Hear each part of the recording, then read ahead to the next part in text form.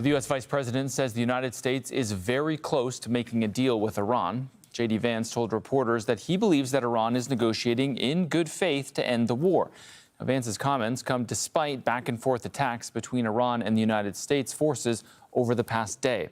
All right, for more on this, let's head straight over to our chief U.S. correspondent, Alan Fisher, who is at the White House. So, Alan, what else is the vice president saying about where things stand and how close a deal may actually be here?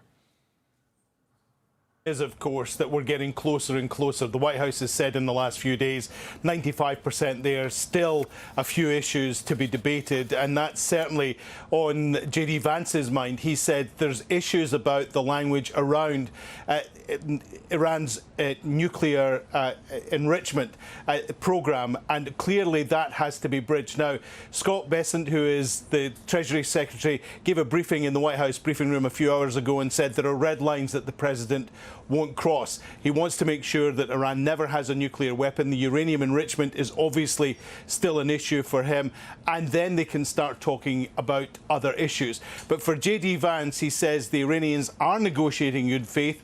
They are moving closer, but didn't say there's definitely going to be a deal, but says the United States has achieved many of its aims in this war, which has now lasted 89 days.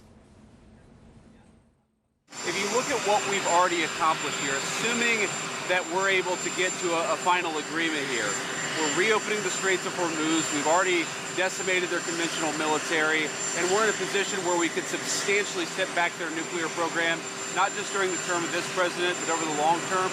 That's a very, very good thing for the American people. So we're not there yet, but we're very close, and we're going to keep on working at it. And there's a key in the words that he used there, reopening the Strait of Hormuz. It isn't open, that's a key point. And apparently that's one of the key issues in the memorandum of understanding that is being circulated between both sides.